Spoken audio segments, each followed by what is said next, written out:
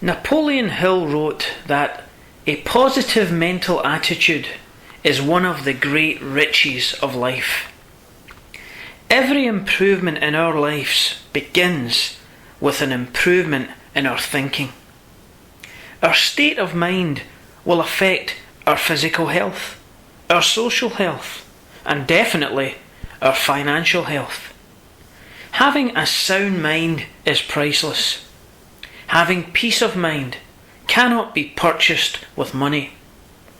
However, having money does tend to contribute towards us having peace of mind. Our thoughts have a tremendous creative energy within them. When our thoughts are despondent in nature, we will create feelings of despondency within us, which will then radiate out from us and will produce results according to their kind.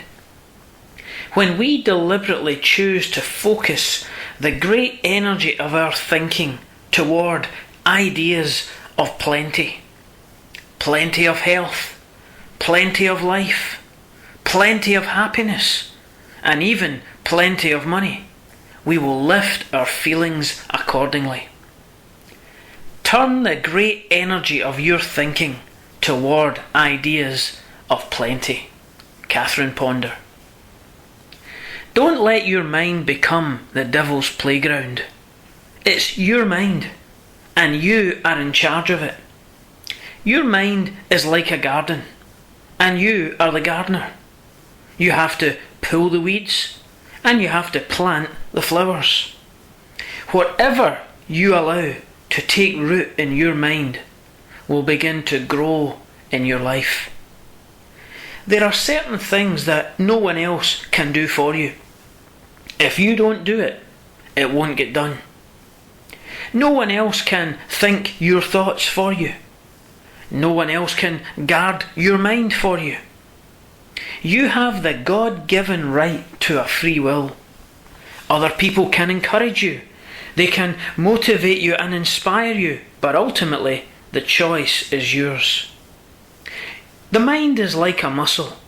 It will develop when you feed and exercise it. Benjamin Franklin once said, "Empty the coins of your purse into your mind, and your mind will fill your purse with coins." Whenever you invest in your financial intelligence, it won't be long before you have recouped your investment and a whole lot more besides. Take a brand new lease on life. Have you ever noticed how divorce or widowhood ages some individuals but not others? If the widow or divorcee feels that their life is over and that they have nothing left to live for, their inward thinking gives outward evidence. Others seem to manifest the very opposite. They spring to life with a new look, shed a few pounds or even a few stone. They take out a new gym membership, kit themselves out with a whole new wardrobe, and then they show up looking like a brand new person. They are on a mission, and they usually achieve it within a surprisingly short period of time. They refuse to give up on their dreams, and this kind of thinking gives them a brand new lease on life. Whether it's a new partner, a new career, or business venture, new thinking creates new opportunities. We don't have to wait until we have hit rock bottom before we pick ourselves up. A decision to raise our thoughts to a higher level will affect our outward actions for the better, and better actions will create better results.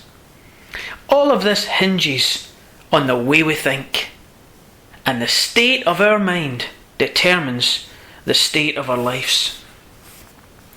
How you can become a money magnet. Prosperity flows to the individual who is in harmony with prosperity. When you are radiating a sense of failure and sending out vibes of poor me, this will not attract success and riches into your life. As you become more success-minded, you will begin to attract more success. The more you think about your lack of success, the more you will repel success away from you. Feelings of lack will not attract abundance any more than a salesman without confidence or belief in himself and his products will attract an abundance of orders. You have to create your prosperity mentally first. Wealth and success vibes. I heard of a successful businesswoman who, while being interviewed, was asked the question, "When you travel, do you always go first class?" She replied, "I always go first class, regardless of where I sit." She then went on to explain that going first class was an internal attitude. Your internal beliefs and convictions are creating your external situations and circumstances. As within, so without. The Emerald Tablet. Regardless of your current financial situation, you can begin to feel wealthy right now. Because compared with some people in the world today, you are wealthy. If you will take your focus off of what you don't have and begin to focus on what you do have, you will begin to feel more positive about being wealthy immediately.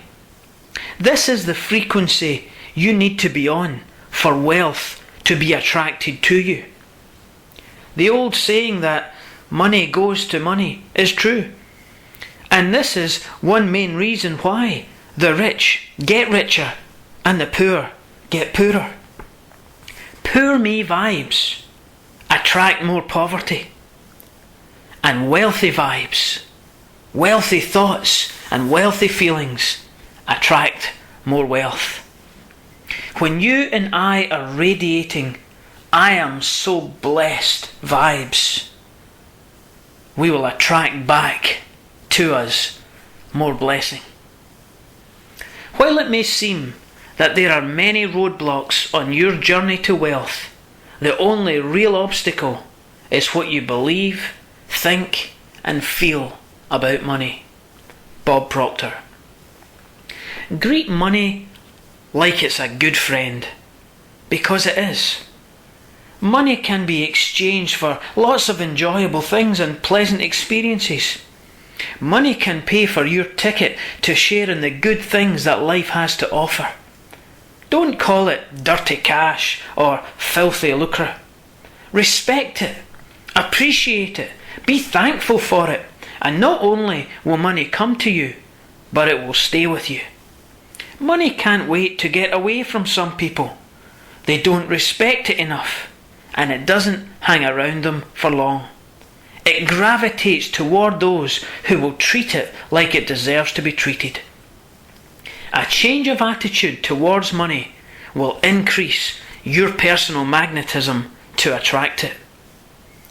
Attitudes, affirmations, and actions that attract success. Every thought that you think and every word that you speak is a form of affirmation. When you affirm a thing, you are making it firm in your life. Much of our habitual thinking and speaking about money is very negative, and often we don't even realise it.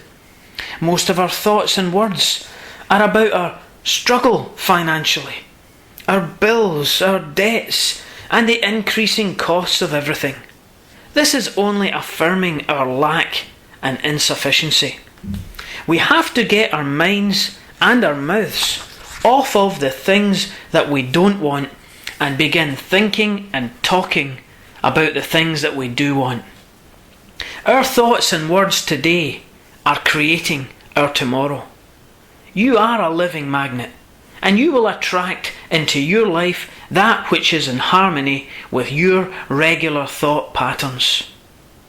One way to begin to shift your focus is to write out your goals for the future.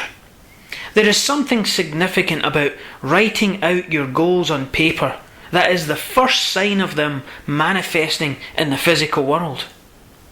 When you concentrate your thoughts and write down what you desire your life to be like 1 year from now, you will be programming that instruction into your subconscious mind, and it will begin to alert you to ideas, opportunities, and actions you can take in order to bring it to pass. There is the magnetized man who is full of confidence and faith. He knows that he is born to win and to succeed. Then there is the type of man who is demagnetized. He is full of fears and doubts. Dr. Joseph Murphy. Whatever it is that you want to win in life, you will first have to develop the winning attitude toward it. When you count your defeats, you will reaffirm that failure feeling. But when you count your blessings and all that you have to be grateful for, you'll begin to stir up that winning feeling. A healthy confidence backed by an unwavering persuasion that you are supposed to win in life will produce the magnetism necessary to attract it. Fears and doubts will drain your spirit of the energy you need to succeed. Associate with those who will feed your faith, and avoid those who feed your fears and your doubts. It was William Shakespeare who said, "Our doubts are traitors, and make us lose the good we oft might win." If you think you are beaten, you are. If you think you dare not, you don't. If you'd like to win, but you think you can't, it's almost certain you won't. If you think you'll lose, you've lost. For out in the world we find, success begins with a fellow's will. It's all in the state of mind. If you think you're outclassed, you are. You've got to think high to rise. You've got to be sure of yourself before you can ever win a prize.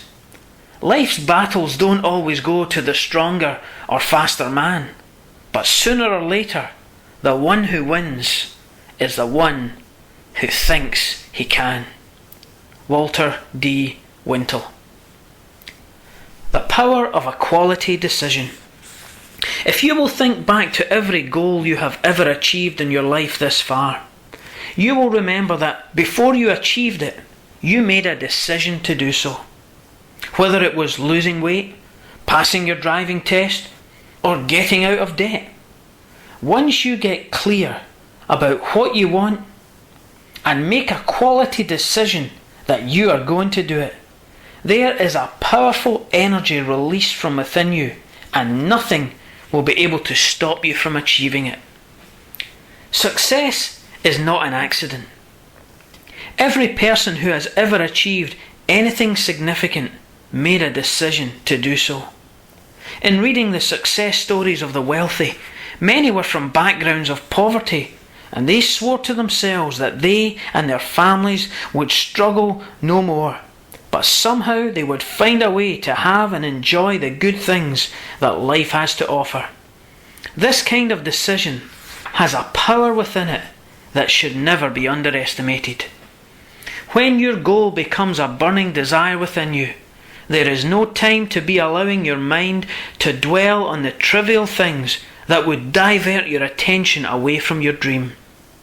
Napoleon Hill, in his book Think and Grow Rich, said, "There is one quality which one must possess in order to win, and that is definiteness of purpose, the knowledge of what one wants, and a burning desire to possess it.